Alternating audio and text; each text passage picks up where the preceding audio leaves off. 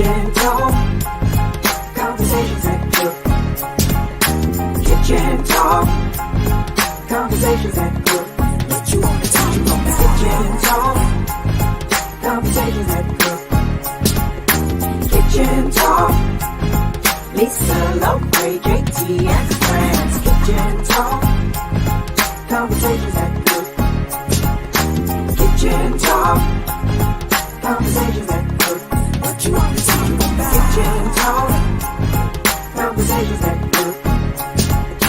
Kitchen talk, Lisa, Lowe, JT, and friends. Lisa, Lorraine, JT, and friends. Y'all ready to cook up some conversation? Come on. Kitchen talk. Let's talk.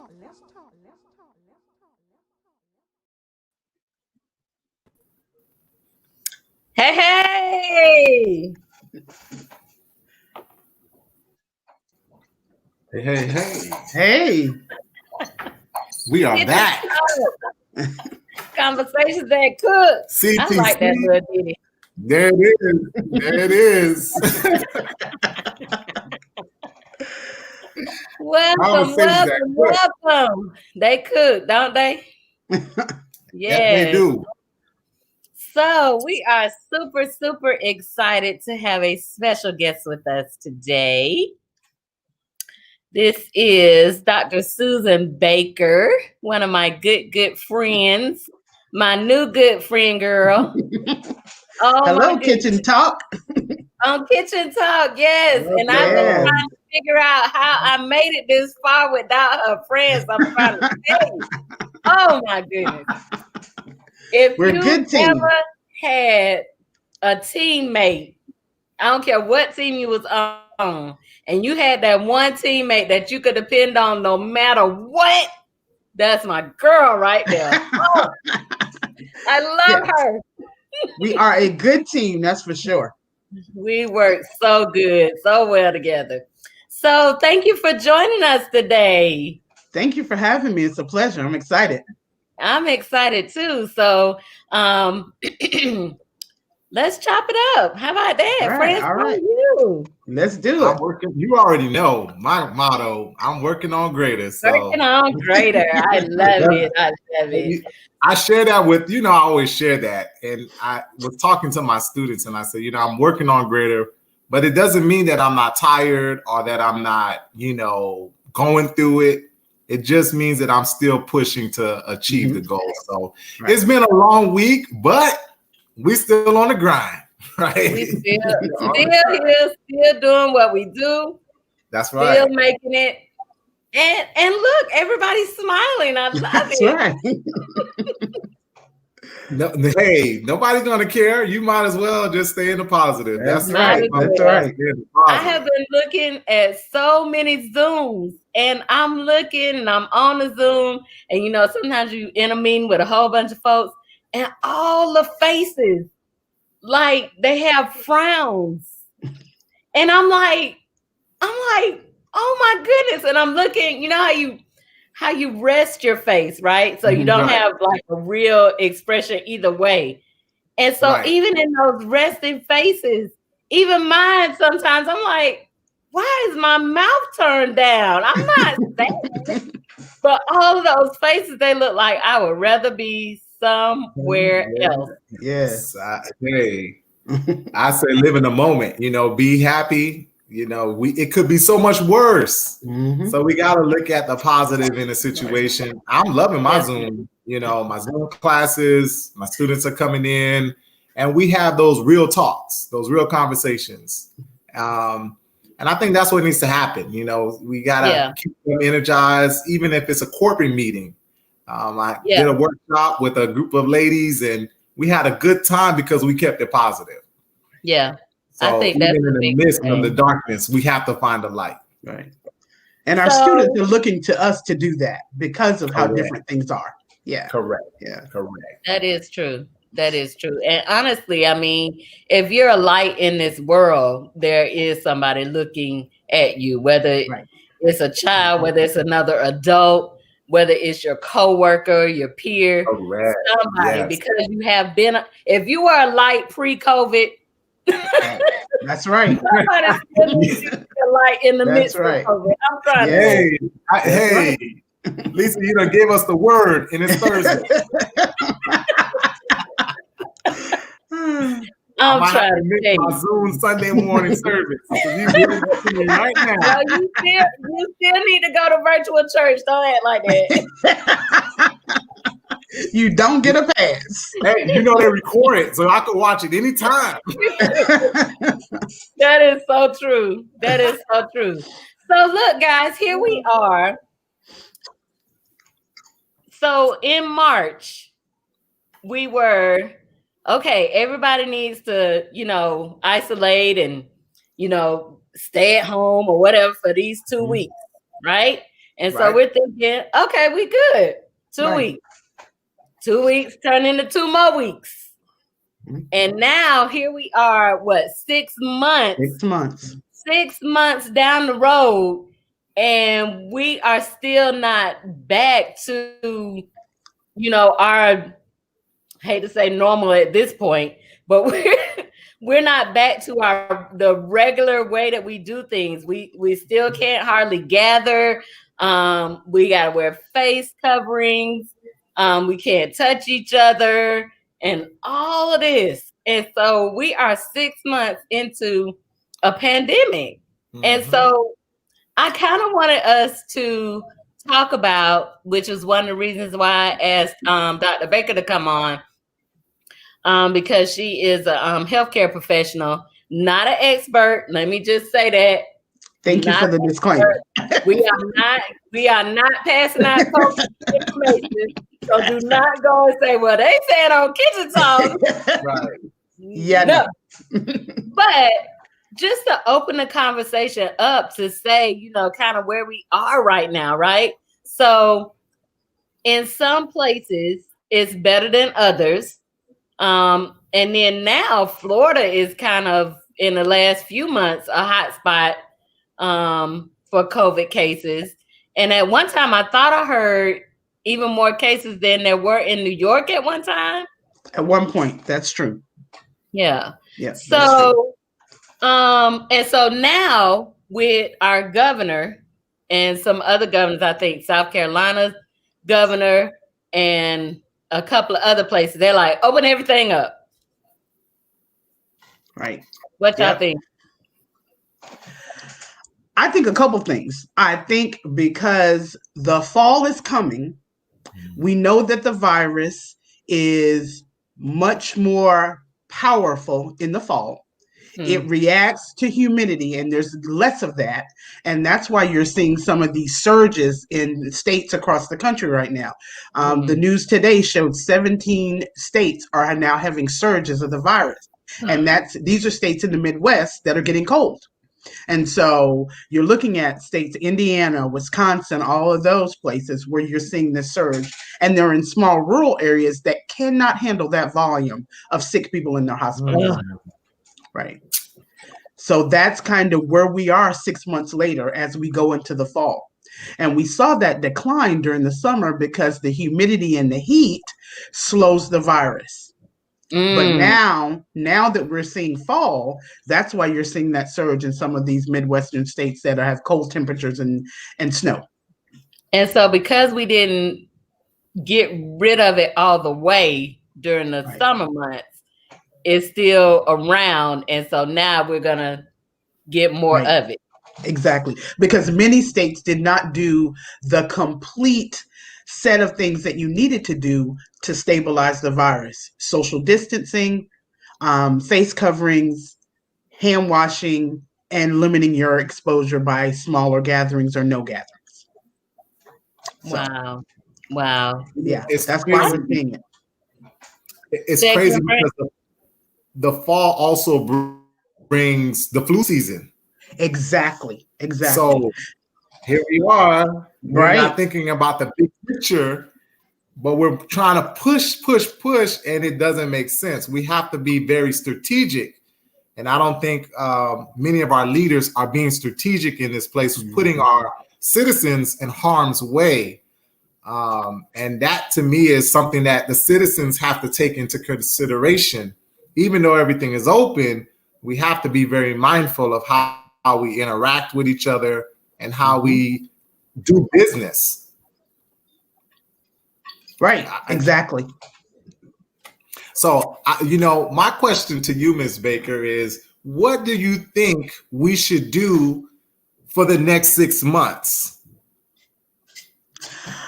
I think we should, those of us who have been following the CDC guidelines should continue to do that as strictly as we did during the beginning of the virus and when the virus was at its peak.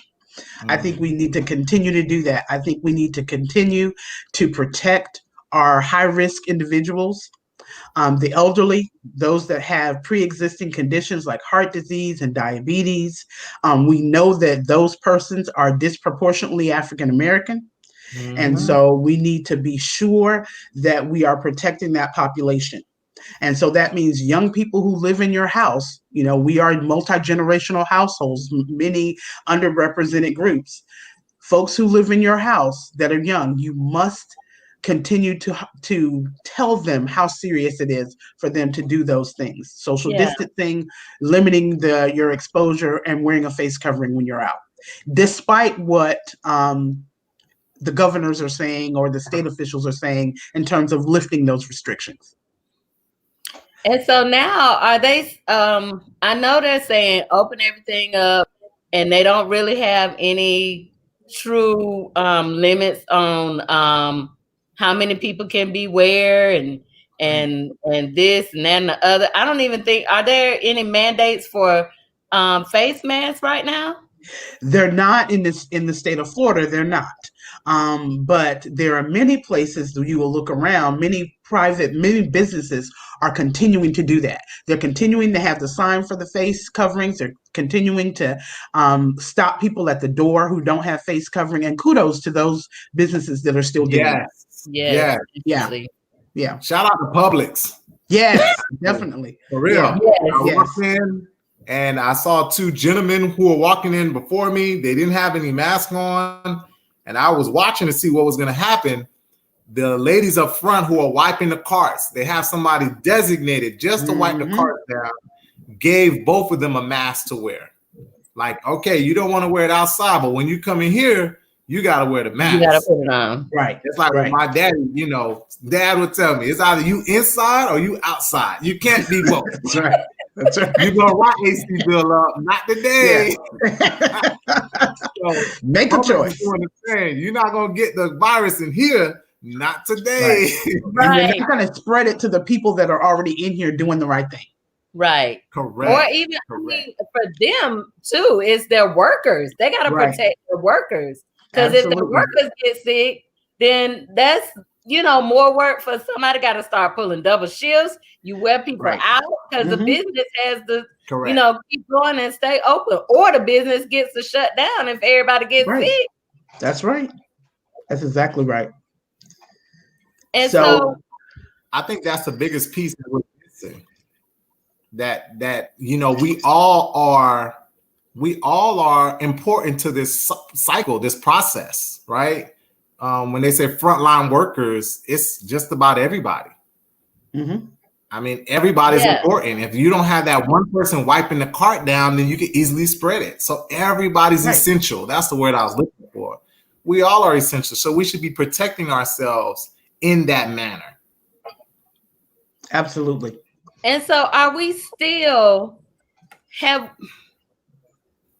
a place where we understand how critical this disease is? Or are you guys seeing like this relaxed state of it? Like, okay, it ain't came to my house, so maybe it's not out there anymore. Like I'm seeing people, I rode by the intramural field and the kids are out there playing flag football and some of them have on masks, but most of them don't. So are we seeing this relax of the seriousness of this disease? I think we are. And it's as with anything else, as things start to, people perceive that things have slowed down, they relax. And that's what happens. So there are many people who are very relaxed. And When the government says it's okay, we seem to think it's okay, despite what the facts say. And the facts show that no state in the country has had a sustained decline. Yes, there have been declines and bumps and declines and bumps, but no state has had a sustained decline in the virus. And those are the facts.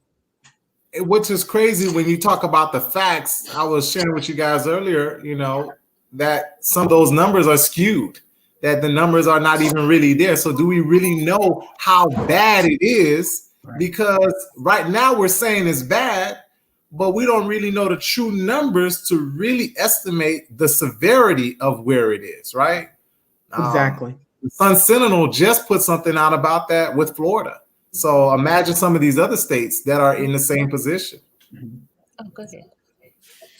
Yeah, I think it's just kind of like, if it don't touch me personally, then it's like, okay, I don't see it, and or here's the other thing. So I know over the summer, we had an intern that tested positive for COVID, and she just had sniffles, just like a regular little thing. Right. And so if that's their experience with it, then it's like, oh, it ain't that bad, whatever. But the thing about it is, you could spread it to someone that it can literally take out. Correct. Yes, that's it. And that's the biggest danger when we start to feel relaxed, like we've gotten over it. But there are people who we're going to put in harm's way who can't get over it as quick as a common cold, right? Right. I forgot, but I think the 45 did say that it was like a common cold, or it was less than he minimized the effect or the danger of COVID-19. And to me, that's again another problem, because now people minimize what it can do to not just their household, but everybody else, our community at large. We're putting ourselves in harm's way when we don't have to. Wash your hands, put on a mask, try to stay out of the, I wanted to say the club, but these people will be everywhere. Stay out of the bars, stay out of the restaurants. Just do it at the house. You don't have to. I think my biggest thing about this experience is that we should be able to adapt, right? People are not willing to change up or learn new things. Granted, Zoom, I'm loving my Zoom classes. I know some people can't do it, or Google, whatever play that they have. They don't want to do that, but we should be able to use the technology to do better. And really, that's a question that I have for you, Ms. Baker. What do you think? And for you too, Lisa, what do you think COVID is going to look like, or our country is going to look like, even after all of this is said and done? Do you think we'll go back to where we were, or do you think we should have evolved in some type of way? Well, I think health-wise, we should evolve. Whether we will or not is the question. Correct. Because I'm not sure that we are ever going to go back to the ability to be as free in our environment as we were pre-COVID. Wow. When we look at some Asian countries, they wear masks all the time when they leave their homes. That's correct. It is like putting on your belt for them. Correct. And will that be us? I'm not sure. But I don't think we will ever go back to a time when we were as free, for many of us, because we are always going to be concerned until we get a very solid, stable vaccine, which we don't know when that's going to come. There are folks that are predicting it could be as close as the end of the year, but that vaccine will be very new. And like when the flu vaccine came out, there are going to be different strains. You're not going to be that strain is not going to be in the vaccine, and we're going to have to make another vaccine. So we're talking years before we get a stable vaccine that says, I got the COVID vaccine, I'm good. And that's not going to happen. Try it out. I'm not gonna try it out. No, me either. I'm not in line. Thank you. That's what I was going to next. Like, yes, you have a vaccine, but even if let's say a few people take it, but majority don't, you're still in the same situation. Mm-hmm. Mm-hmm. Especially when we know that testing of medications for the most part are done on people who don't look like us, because we don't participate in those trials very often. So we don't know what the medication is going to do for us as people of color, because we have not participated in the trial. So, and we know that we have some genetic things. Participate. We don't willingly. Willingly, yeah. Well, that's true. Let's put that handle on it. Yeah. We don't. Yeah, we participated, but it's not been by choice most times. Right. That's right. So, Dr. Baker, is that I'm hearing you say that. Is that an important thing? Like, it doesn't, like, I don't know nothing medical. I just know that I wake up in the morning and God give me breath. Now blow. And I say, thank you, Lord. And everything worked, right? That's all I know. That's all I know. That's that Sunday morning service. Right there. But to hear you say with the testing and the trials, do you have to have human beings of different backgrounds, ethnicities, and things like that? We actually have a different kind of, it's not just like one general makeup of a human being. There are different factors that go into that. There are many things that, and I'll just give a quick example. African Americans are genetically predisposed to salt. We react differently to salt than people from other groups. Hence the reason we have more high blood pressure. Hence the reason we have more diabetes, because we are much more sensitive as a people. There is a part of our genetic makeup that makes us more sensitive to salt. And so if we are not a part of trials, then the vaccine that's made up doesn't get that genetic change that we have. And so it doesn't work for us. And we wonder why. And part of it is because that when the medicine was made, adjustments weren't made because we weren't a part of the trial. Oh. And so that's why it's important to have people from a variety of ethnic groups in trials when medications are being made, when new treatments are being discovered, because then you can make something that works more for the general population as opposed to for a majority group. Oh. Yeah, that's important. So some of us really do need to volunteer, huh? Yes, we do. We do. In many clinical trials, especially those chronic diseases that we're predisposed to, heart disease and cancer, the two that come to mind at the very forefront. And we are very limited participants in those trials. And part of it is our history. Let's just be frank. Yeah. We have, part of it is our history. And we are taught that. Our foreparents taught us about the Tuskegee experiment, and they taught us about what happened. And so we are very reluctant to participate as a result of some of the things that have happened to us as a people. So, one of the things that I really try to push out as much as I can by supporting HBCUs who are actually doing the research. Like FAMU, who's actually doing the research.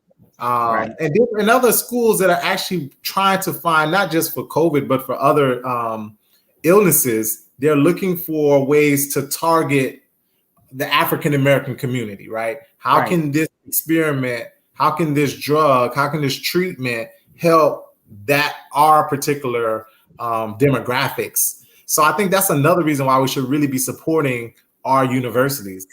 Why? Because they're actually doing work to find out ways to make our community better. Right.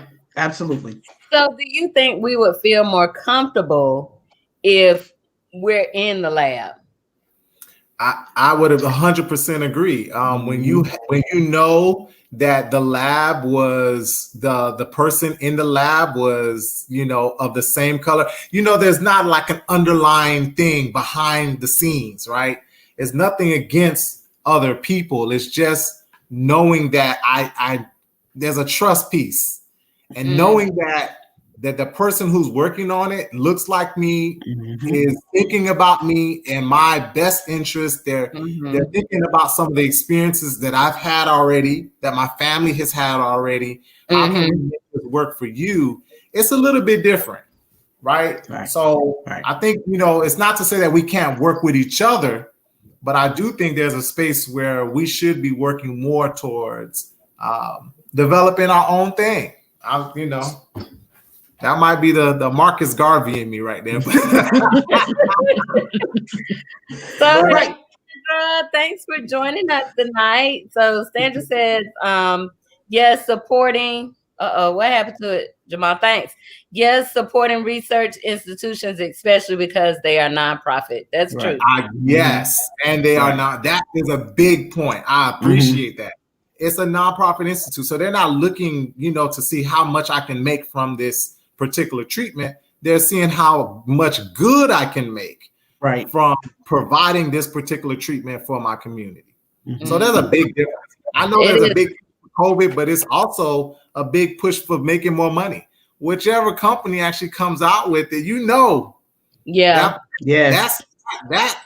their pockets are going to be lined quickly.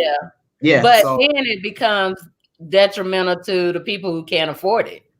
There it is.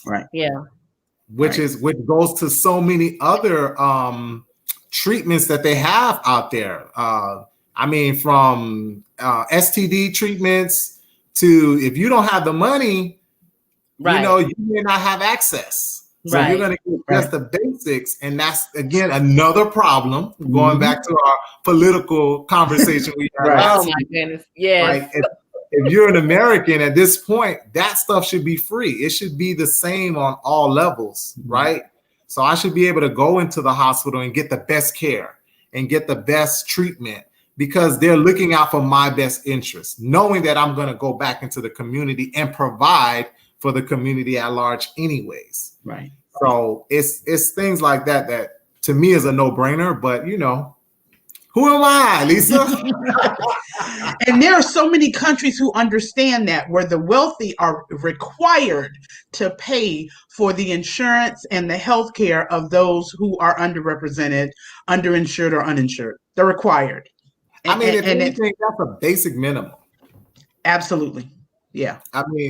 Freedom is one, right? We should all be able to be free. But then that's the other thing. We should all be able to pursue that happiness. And if I can't do it because I don't have access to healthcare or whatever, then that's a problem. So here COVID comes out, it might be the same thing. What was it? I forgot. What was it? Insulin? I think it was an insulin shot. The guy who went to prison for it had bought the patent for it and then raised the price. Oh, wow. That and the EpiPen. The EpiPen as well. That's the one that, Yes. Raise the price. It don't make to an astronomical amount. Come on now. It shouldn't be about that. And mind you, the EpiPen was so important to people who needed that insulin shot, who could have died. So you're telling me you're willing to have people die because you want to make more money. Supply and demand. So if I got it, then I can charge whatever I want. And it is. It's crazy. It's very crazy. So also, when we talk about, since we're doing this COVID-19 check-in and just kind of seeing how people are, Dr. Baker, have you seen any statistics on mental health while we're going through this pandemic? I think I haven't seen any definite facts, but one of the things I do know is that there are things, and I think we've talked about it, mentioned it, or I've mentioned it in classrooms with students. One of the things we have seen is huge increase in domestic violence. Numbers up by like 42% more because people are home, people are frustrated, People are in a close, compact space, especially, again, when you look at those who are underrepresented. Many of us live in close quarters. Now those quarters have gotten even closer because our kids are home. The husband has lost his job now because he was a restaurant worker, for example, and now he's at home. And so we are seeing more and more cases of domestic violence. Mental illness, of course, is also on the rise, particularly anxiety and depression. Those two. Because, again, we have lost jobs, we've lost income, we are now trying to figure out how to pay our mortgage, how do I feed my kids, and at the same time educate my kids at home when I need to go to work or be looking for a job. How do I do all that and manage it and keep myself intact mentally? Wow. And it's difficult. When this first came out, that's who I was praying for, was the families. And specifically for the babies, right? You have kids who already are in a crazy environment. So if the mother or father is getting abused, then you know the kids are getting it too, and might be getting it worse. So, you know, we still have to stay vigilant in terms of, we talked about this in one of our other talks. We got to be very cautious of how we approach community now. Right. I think there's a piece where we need to start really checking in on each other. You know, we did it when we did not have COVID in terms of that Sunday morning check-in. Hey, how's such and such going? I think we need to do that too. Are the kids okay? Is everything fine? Do you have what you need? Going back to those days where, do you have some sugar? Right. Some baked goods? Are you good? I think that's going to be very important moving forward, because I don't see us really getting out of this anytime soon. No. Yeah. JT. I think JT you look like you have all day. Talk to us. I can't hear you, JT. You're shaking your head. Can you hear us? Okay. Well, you know, I think one of the things that we got to do is do what we just did: check in on each other, make sure that we're fine, make sure that we're holding the road, because there's so much more that's happening in terms of pandemic. You know, the political landscape was one pandemic. COVID is another pandemic, but then how our families are treating each other and how we're treating each other as a community, and that to me is another big pandemic. And then there's one more we kind of went over, which is, how are we transitioning? You know, I do feel like this is a transitional period for the world, but those who are able to pivot will be able to go on and do well. Those who do not, it's going to be a problem. Big problem. Well, I think too, one of the things that goes on is our normal outlets, right? Our normal ways of releasing tension and releasing stress. We don't have that right now, right? So I can't, like, kitchen talk was a big thing for me. Like when you guys came over and we could laugh and hug and, you know, and all of that. And, you know, and we don't have that right now. So we are all kind of, you know, at home with our feelings, right? Right. So like we are fully at home. Some of us who are single, alone sometimes, like if we don't live with anybody, or even if you live in the house with somebody, you still can feel like you by yourself. So that's a craziness to me right there. That, you know, we still have ways to connect, but some people don't want to connect that way. Like we're afraid of using new tricks because we're used to using the same old way, right? It's okay to call grandma on Zoom, right? It's okay to do the group meet. We can't do the hug and kiss like we normally do, but we still have ways to connect, and we have to use those ways, because then we'll be totally lost. And I agree with you, Francis. And I'm not saying that we can't use those, but, and correct me if I'm wrong, Dr. Baker, isn't there something really about a physical touch? Like There is. it does something. Absolutely. Therapeutic touch has been used in nursing for years. And there are studies that have shown that just the touching of another person can help heal. We know that. And so people who, you know, we talk about love languages. If physical touch is your love language, you're in trouble right now. Because you got nothing. Hey, listen, that's my love language. It's like you got nothing, and that's so it's been very, very tough. And also, people who we are close to in our houses, we would reset from them when we went to work and then come home. But now, if you're working from home, you can't reset. They're in your face every day, all day, and so I don't get a chance to be away from you to miss reset, to miss you, or for you to be out my face. You know? And so that makes it hard. That makes it really hard. And that makes it kind of hard on the conversation too, right? Because if you're in the same room all day, every day, y'all seeing the same thing. So I don't have nothing new to tell you. You don't have nothing new to tell me. Right. And that is the craziness, right? I don't know. So for Ms. Baker, if you didn't know, I'm a massage therapist too, a licensed massage therapist. Let me say that. Some people don't. That ain't working right now. That ain't working. So I definitely agree with you that touch is so important, right? But we also, again, we have to be very careful. I think we cannot, if I'm sick, then I can't touch nobody. Right. I can't help nobody. I can't support nobody.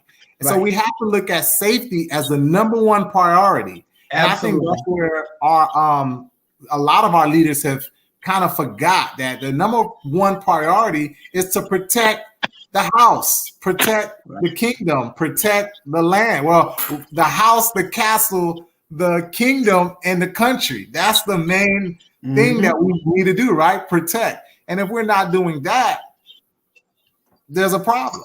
Right. And we're never going to get a handle until we do that. We will continue to have these spikes and declines, but we will never get a sustained decline until we do what you just said. And that's to protect. So, you know what? The other thing that I like, that I'm seeing new technology, right, on how we can actually mask up and protect ourselves. I saw the new mask that's a plastic. Did you guys see that? It's plastic. You can still see your smile. Clear? Yeah, it's clear. Yeah. So you can still see the smile. And I think that's the thing that we have to do, is be innovative, right? Times like this cause us. Say it again. It's being covered with plastic safe. No, it's a face shield that they turn into a mask. Because, you know, when you see somebody with a mask, you can't see their smile. You can't get their energy, right? Because all you can see is pretty much their eyes. Right. But with this mask, you wear it and it covers your face, but you can see through it. It's clear. No, I get that. But what I'm asking is it safe to protect yourself with plastic? Yeah, as long as it's sealed.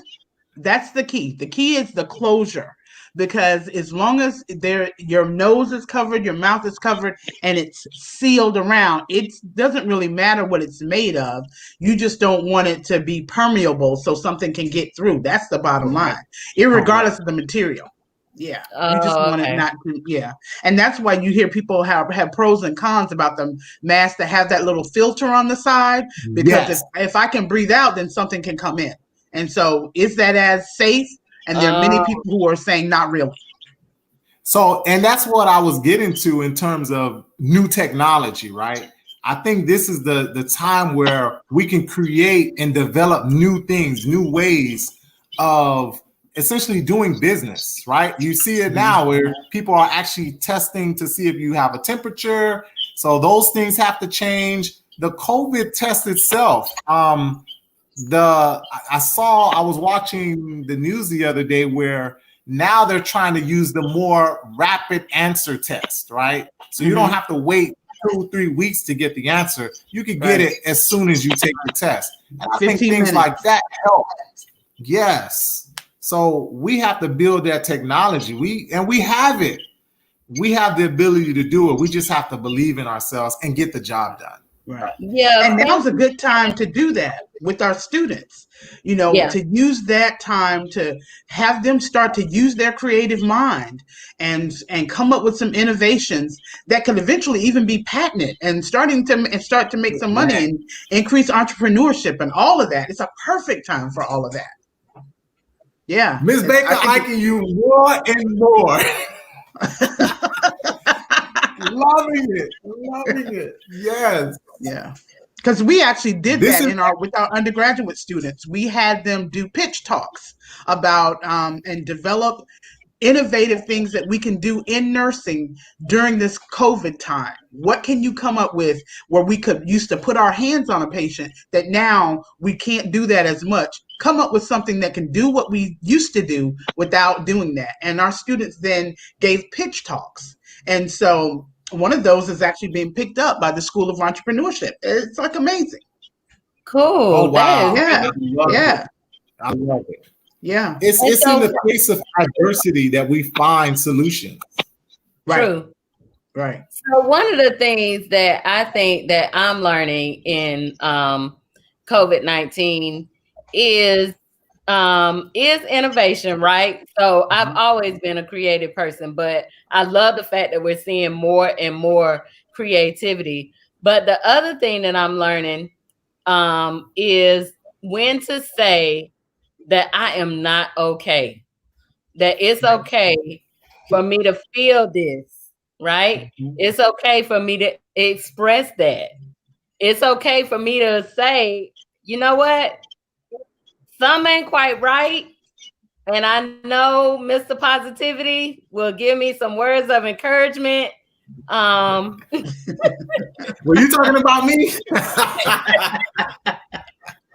But sometimes I think we, and it's all this whole, that's why I kind of want to do the check-in tonight too, just in case somebody wasn't okay, We are 6 months in this. Right. And it's 6 months of, okay, it's going to get better tomorrow. Okay, it's going to get better tomorrow. Okay, we're going to be better tomorrow. Okay, we're going to be better. And it doesn't seem to be getting better. And so you have that on top of whatever else is going on in your life, right? Right. And so I know this because I had a personal, breakdown moment.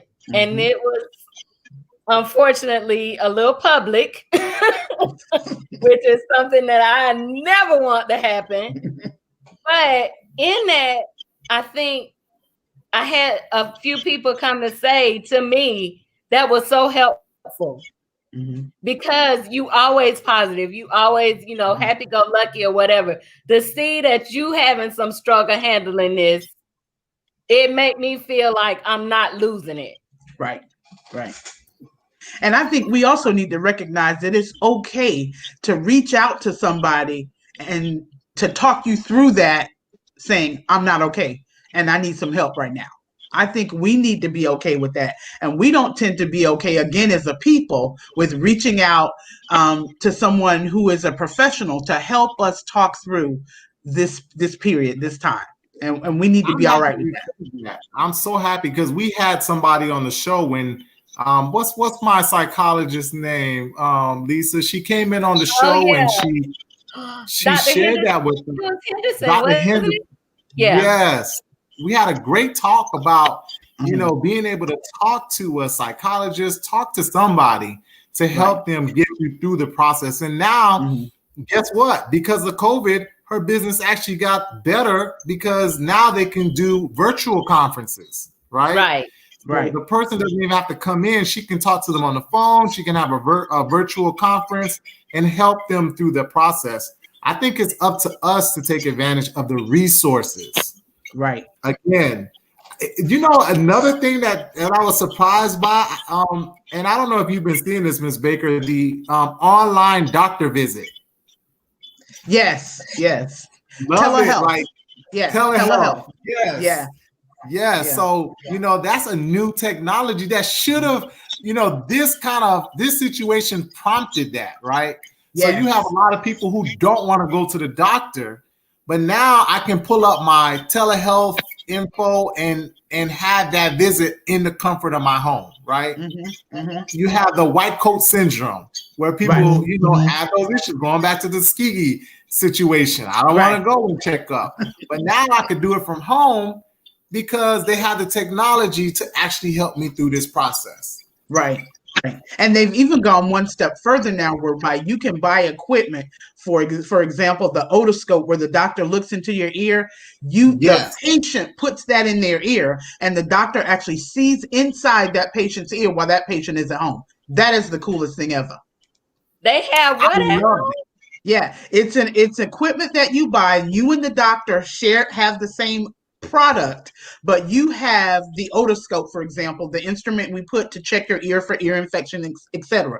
You take it, you put it in your ear. The doctor in his or her office, the healthcare provider, can see inside your ear and make a diagnosis when you're at home with the otoscope in your ear. Coolest thing ever. Wow. Same thing by looking inside your mouth. Same kind of, it's amazing. I thought that to me, seeing that again proves what I was saying, that we have the ability, we just need to use it, right? Right. And we need to be responsible with it. So why not? Why be afraid of what we can gain from this experience instead of being afraid and going to revert to what got us into the situation in the first place, or really made the situation worse, right? If we would have just followed some of the basic guidelines, but that's you know, right. And if we had done it early, exactly. Since we're here, we're here right now. Let's find the ways to make it better. Let's use this technology. Let's create new technology. Let's take this to the next level, right? Let's take this to the next level. Right. So now we're in this reactive mode. So we're just trying to survive right now. Right. You know, we're in this I got to react to the crisis. We're in this crisis mode. I mean, some good things, don't get me wrong, some good things are coming out of it, but are they going to stick because we're in this crisis? We're just trying to get through the crisis. Right. It's hard. It's hard to say. I think, again, it comes back down to leadership, right? And I'm not just talking about 45. I'm talking about from top all the way down to the bottom, even within our own households. You know, how do we, even though everybody's saying this and this, how do we interpret that and put ourselves and our families in the best place, and our communities in the best place, and our country in the best place? So it's a crazy time.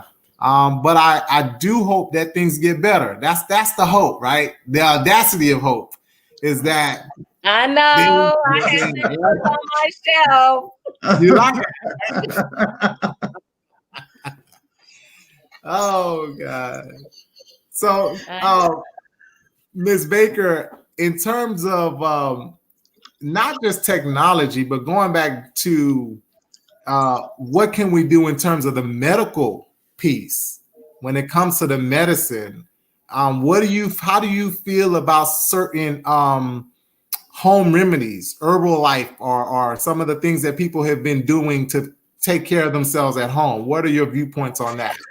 Well, you know, many current medicines, drugs started with herbal treatments. There's a drug used to treat cancer now that came because this man rubbed his skin cancer against the sap of a tree, and his skin cancer went away. Oh, and wow. So that medicine for cancer was developed based on what happened to him. So there are many herbal treatments that we know do things like build your immunity. We know elderberry, for example, builds your immunity. And so one of the things that protects us against viruses is a strong immune system. And so yes, many herbal teas. We know the benefits of lemon and ginger combinations. All those things that we use that make us feel better really do have some medicinal properties. So I think we have to be cautious when we are combining herbal medicine with drug therapy, and that's just making your healthcare provider aware of everything you're taking so that they can check for interactions. But I think as long as it is not doing any harm or interacting in a negative way with what you traditionally are taking, I think herbal medications absolutely are beneficial. Our foreparents used them for everything. How many times did our great aunt make poultices and cover our chest when we had respiratory illnesses, and we felt as right as rain the next day? So they absolutely taking those leaves and taking a bath in them. I remember those days. That's right. Wipe me down with them leaves, and I trust me, I was feeling. I think that's my problem to this day. I gotta be babied, even if it's a common cold. I got to be. Come on now, come on. That's right. Get that poultice and wrap you up in those warm towels, and then cover you with a blanket and let you sweat that thing out. And yes, it worked. And I saw the ones when this first came out to put your head over the steam and let that kind of get into your respiratory system and cleanse that out. What's your thoughts on that? Well, what it does is it breaks up, because one of the symptoms is respiratory distress, and that respiratory distress comes from mucus that sticks to the lining of your lungs. So, and it's thick, and so to get that out, you put the steam over your head, and it starts to loosen up those secretions. And the more they loosen, then they come out, and you can breathe easier. That's for any respiratory condition that you have. People, when you have a cold, when you get the congestion from the flu, those same kind of things. If you can open up those airways, then of course you're going to breathe better. Does that help with snoring? Just wanted to know that. No, unfortunately not. Listen, really? What does snoring have to do with COVID-19? I'm thinking of all health, right? Because sleeping is a part of that. Like if you're not sleeping right, you're gonna have some problems. Right. Because your body doesn't have time to do its recovery work, repair work. That's what sleep is for. It's for recovery and repair. And so your body doesn't have time to recover and repair if you don't sleep. If you're not sleeping properly. If you're not sleeping properly, if you're not sleeping well. You fall out, but you're not really sleeping. You just, tossing and turning all night. Right. You never get to the depth where you can do recovery and repair. That's what it is. Correct. I do feel like there should be a kind of like a marriage between modern medicine and traditional medicine to find better ways to help us get through some of these issues. But for some reason, work that has been done by doctors and people who are in the herbal community have not been really taken seriously. Mm-hmm. Not by many people. Again, I always go back and look at the Asian culture, who do a very good job of combining traditional and herbal and holistic type medicine, do a very good job. And there is a whole brand of medicine called lifestyle medicine or functional medicine that is on the horizon that looks at those holistic herbal kind of treatments paired with what we call traditional drug therapies or medicine, and finding amazing results. And that is going to get bigger and bigger because people are being more open-minded. Yeah, I agree. I mean, I'm taking my elderberry once a day. I'll put that elderberry in my smoothies. I'm not playing with y'all people. I'm telling you. They out here joking. Hey, listen, you got to take care of yourself. So you really do. You really do. I used to love people coming into the house and, hey, how you doing? And, man about town. But now, no. Or if you have to come because it's necessary, I'm right behind you with a Clorox wipe and some spray. And a life song. That's right. That's right. And that's the thing. Like, is that just gonna be and when we first got started with this, I would always bug Dr. Baker. I'm like, okay, how long am I have to wear this mask now? I don't like this. And she was like, you gonna wear this a little longer than you think, hon. That's right. So it's like 6 months later. goodness. Yep. Oh my That's goodness. right. I used to carry, because I worked with a lot of students, I carried a Lysol bottle with me anyways when I did my Chest for Life programs because my students were touching the chest pieces. Mm-hmm. So when I was going from school to school, I did not want them to carry or catch something from the previous school. So I would spray down all of my pieces and move to the next school and be ready to go. Mm-hmm. But when I went into my office, I kept the spray bottle there too. And people were wondering, well, why Mr. Morris always spraying his office? Soon as COVID hit, everybody now got a spray. Mm-hmm. Everybody's spraying. Oh, yeah. I see why. I see why. Yeah, so, we gotta do that. Our health is our number one, priority, and we gotta take it seriously. That's right. And I mean, and it's a holistic health aspect too. So not just trying not to attract COVID or trying not to get COVID, but also the fight that we're in to maintain our mental health, to maintain our emotional health, and all of that, because this pandemic really did touch all of that. It did, and continues to do so. Yes, right. Yeah. I even share this with my students. You need to still protect yourself, right? People are, in terms of sexual interaction, you need to. If you are out here, you can't just think that COVID is the only thing left. You still have a lot of STDs that you can catch if you're not protecting yourself. So it's little things that we kind of, this is here. I forgot about all of this. Yeah. No, all of that stuff still exists, right? I still have to take care of my mental, my physical, and my emotional, because that's part of what we're going through. Right. Yeah. Right. Yeah, definitely. Yeah, I heard a physician talk about that you have to continue to make health deposits and decrease your number of health withdrawals. And so health withdrawals is like bad diets, no exercise. Those are, we're making them every day, but we're making no health deposits. We're not doing preventive health care. We're not going to have our preventive checkups. We're not eating clean. We're not exercising. We're not all of those things. And so the more health withdrawals you make, the number you're continuing to take the years off your life. And so the more health deposits you make, the more years you can add. And so that's the way you have to think about it. I love it. Oh my goodness. Dr. Baker, you're going to have to write that down and send it to me. Okay. Oh my goodness. Listen, Lisa, and again, knowing is half the battle. That's from G.I. Joe, right? Knowing is half the battle. The other half is actually doing the work. The work. So I started, I fell off the track. And I was doing 100 push-ups every day with JT. But now I got to get back to my 100 push-ups and my jumping jacks and my running. I started riding my bike, but I need to get back on it too, because those health deposits make a difference. That's right.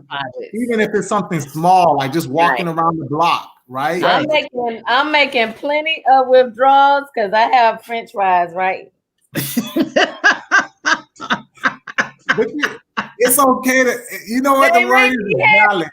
They make me happy. As long as they don't make you happy every day. There it is. Not every day. Okay. Okay. And the key is to make more deposits than withdrawals. Right. I love it. So listen, thank you so much, Dr. Baker, for hanging out with us in the kitchen. Absolutely. It's been so much fun. It went by so fast. You have to definitely come back. I'd be glad to. This was a ball. I had a ball. Love it. So before we go, y'all know we got to plug it. Listen, vote. Yes. So some states are already open for early voting. So go ahead, get in the line now. So by November 3rd, you be done voted. If you get in line now, I'm just playing. But I'm go playing ahead with you. and Yeah. do the early voting. Yes. Or if you gonna vote on the 3rd, make a plan, put your good patience on, and get in the line and go vote. Right. It is so imperative that we vote like our lives depend on it, which it does. Right. And it does. I will say again, like I said last week and the week before, just like you make an evacuation plan, if fire or some other kind of emergency, that's what this is. Make a plan to go and vote. Here in Leon County, early voting starts on the 19th and ends on the 1st. Oh, that is Monday. It's Monday. Early voting is Monday. If you did like me, I have my mail-in ballot. I'm going to fill it out. That's right. And I'm going to take it to the supervisor of elections office. Yes, ma'am. That's my plan. Whatever you need to do, make your plan to get your vote counted because your vote is your voice. And our voices need to be heard loud and clear. I can't tell you who to vote for. I won't tell you who to vote for, but get out and vote. Well, do your research. I'll say that one. But it's not just the presidential vote that we're voting for. There's so many other things on the ballot. No matter what state you're on, do your research so that you go in with all the information needed to make the best decision. Right. I love it. Ms. Baker, it was a pleasure meeting you. Good to meet you too. I can't wait. This was awesome. Yeah. So So thank you guys for watching. If you're watching us on YouTube, hit the subscribe button. If you're watching us on Facebook, thank you. Hit the like button. We love you. Thank you. We'll see you next Thursday right here at 9:00. Because this is how we do it. Kitchen Talk, CTC. Conversations that cook. Yes. I love it. Good night. Good night.